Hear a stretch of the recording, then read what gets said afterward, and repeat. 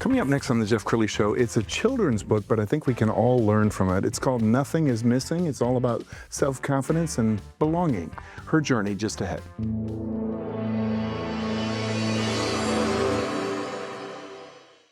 Many are predicting that the worst is yet to come, which is unfortunate, said one person here.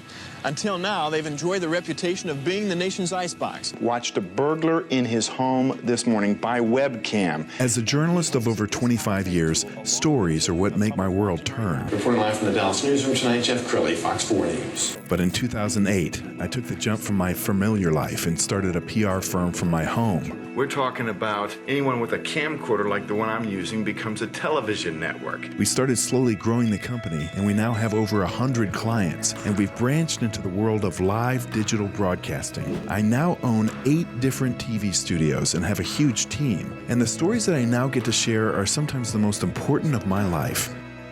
Life has a funny way of coming around full circle. This is the Jeff Crilley Show. Well, all of us want to belong, don't we? I think about my teenage years, and I was a little bit awkward, and I was never the cool guy at high school. And, into my adult life, I thought being on TV would be cool. We all want to belong.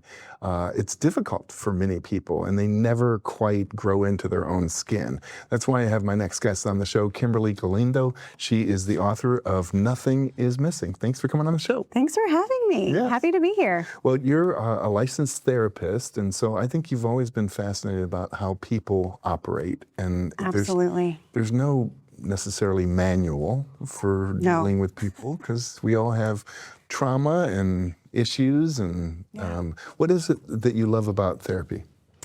I just love people, and I love helping hold space for the things that most people find hard to say out loud. There's a trauma therapist that I like who talks about so much of what we do in trauma therapy is making the hardest, darkest parts of people's stories sayable and knowable, and just bearing witness to that. And it just really, it never gets old, and it's such an honor to sit with people as they talk through everything from parenting and how to be a better parent, spouse, partner, to some of the deepest, hardest parts of their life, and trying to move past that, and helping make connections to what is good and whole and healthy about them, when so much of the hard parts of our life just overshadow that. So, yes. Yeah. And when I think about belonging, when I was growing up, there was no Facebook, there was no Twitter, and you weren't constantly comparing yourself to the airbrushed life of someone else. No. Are you discovering, especially with the Gen Zs, that they've never arrived because their friend just took a picture of themselves in Paris, and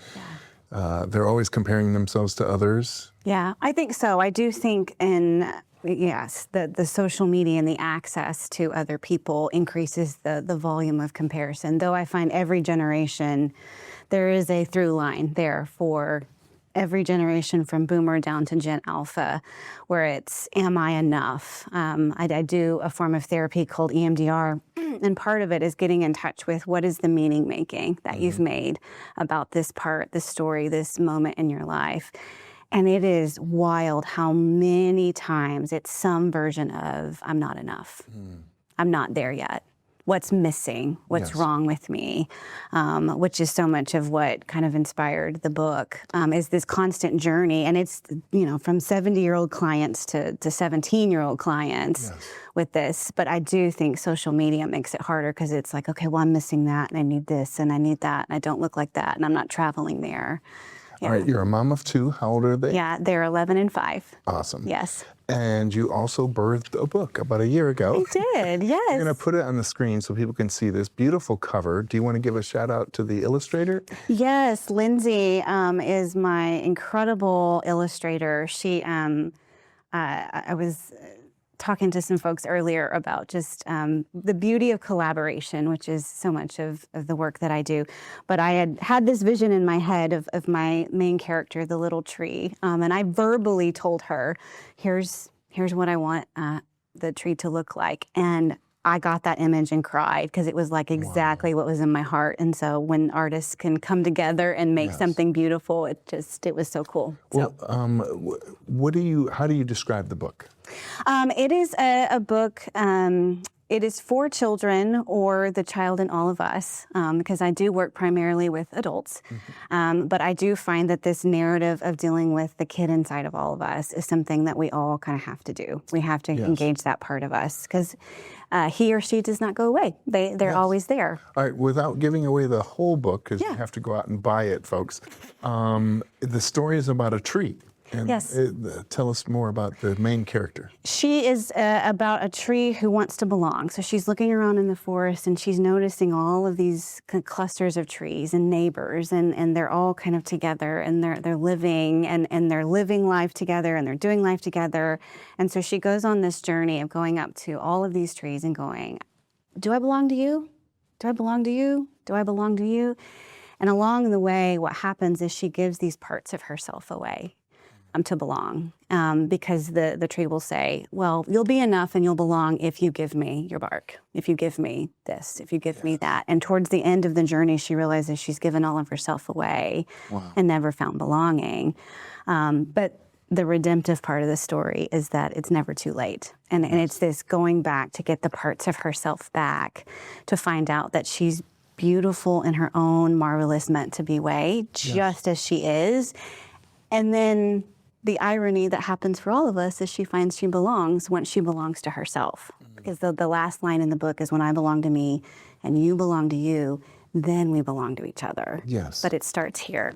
And sometimes, you can want to belong so bad that you're joining a group that's a toxic group. Yeah, absolutely. And that's so much, and there's so many lessons that can be learned. For kids, adolescents, adults, we can all reflect on our own stories of wanting to belong to a certain group in middle or high school or college, or even professional life, right? Going, okay, I think this is my professional community. And, and so some of the questions are, that when I read this book or work with clients what are you giving away to belong? And if it's yourself, it's not true belonging, it's fitting in. Yes. As Brene Brown talks about, this idea of the difference between fitting in and belonging. Yes. All right, there's a page off your website in which you're reading the book. Let's go ahead and scroll down that page. Do you do a lot of speaking? Are you talking to young people? I do a lot of speaking to a lot of different groups of people, kiddos, adolescents, couples, parents, women's groups, men's groups. So just humans of all varieties. What's the highest compliment you received since writing the book? I have a lot of obviously therapists and coach friends who have taken my book and brought it to groups and individuals. And I continue over the last year to get texts and calls and emails from them saying, I read this to a client. And to have like adult clients feeling like that was a pivotal moment for them. There they go, oh, I had an aha with a children's book. Because, honestly, you show an adult like, okay, we're going to read this book, Jeff. And most people go, kid's book. The highest compliment is that they read something and they find that in some portion of the book, they find themselves, and they find a turning point for them to realize maybe they've been giving parts of themselves away, maybe that it's never too late, maybe that there's nothing missing, maybe that true belonging is still possible for them. Highest compliment for me to the book. We're going to pull up the bio page off your website, because as I was looking at this morning, you have so many accolades and over-credentialed, so, like 50 master's degrees. You can read about her. Tell us, what attracted you to therapy? Were you always the girl in high school that was coaching others? I was the friend who was you're such a good listener. You're such a good listener. So that was something that was always true of me, just personally, just holding space for people. I think I just love people. I love talking with them. I love getting to know them. I just had a curiosity about why we do what we do, what brings us to where we are in life, whether that's healthy or unhealthy. And so in just wanting to see hope and restoration and healing happen in people's lives and realize that you could get a job and get paid for it. And I was like, I would love to do that. I want to sit with people and help them have safe spaces to grow, to heal, to learn, to have better relationships with themselves, with others. Yes. Yeah. What I know stress and anxiety is a huge thing right now. Are you seeing a lot of clients who are wrestling with a lot of stress issues? Yes, for sure. I think that's just a kind of a thread for all clients coming in. And in fact, sometimes it's the thing that brings them in is a current life stressor, a present stress, a job, kids, relationship, something like that. But I do think post kind of coming out of the pandemic over the last 6 years, I know, economic issues for people. I do feel like stress is just significant and high, and people's nervous systems are rattled and they are anxious, and I do feel like it's louder right now. All right, so just a dumb question. As a therapist, I'm sure you still have stresses yourself. Sure. And you know the answer. You know what you would tell Sure. your own client. Yeah. Do you find yourself going down rabbit holes occasionally and feeling stress? Oh, sure, absolutely. I think, my own experiences, I'm still human, right? I've had my own, I think about during the pandemic, lost my mother-in-law.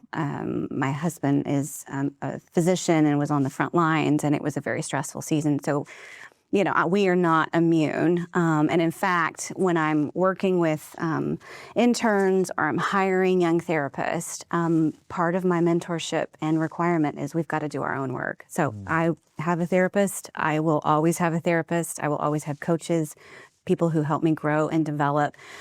Because to your point, I can know everything up here, but has it traveled to here, to my heart, to my behaviors, to my lifestyle? And so, yes, absolutely. And in and of itself is also a stressful job to be a therapist, right? To hold stories, to be a container, to bear witness to some really dark and difficult things. I think about, trauma and hearing people's childhood trauma stories and those sorts of things. I have to, this is my resource and tool is my brain and my voice. And so I have to be healthy. And so I have to do as I preach. I have to. It's almost like a job requirement, because if not, then I will burn out and I won't be effective. And I don't want that.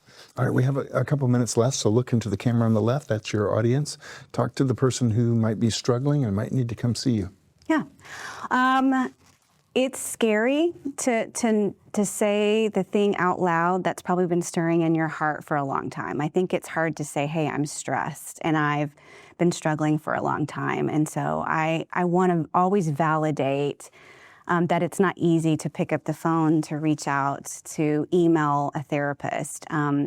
My process, in a lot of my colleagues that I work with, is to have a phone consultation beforehand. So there's no requirement, right? Sometimes it's just good to meet someone voice to voice to break the ice. I still, as a therapist, and a client, walk into my therapist's office, sit on that couch, and feel a little bit of butterflies every time I do. So I just want to validate that it's scary to be vulnerable. But the right therapist is going to meet you right where you are, go where you're ready to go, not go where you're not ready to go, and create just a safe place to bear witness to your story, walk alongside you. You're always in the driver's seat. You're in charge of the path that you're walking on. But it can be just really helpful to have someone with expert eyes and ears and a heart to walk alongside you and maybe point some things out. Because where you are doesn't have to be where you're going to stay forever. There's a lot of hope, and it's never too late. So beautiful. We're going to end with her website, which is her name, KimberlyGalindo.com. The great Kimberly Galindo. Thanks for coming on the show. Thank you so much. That's it for now. We'll see you next time.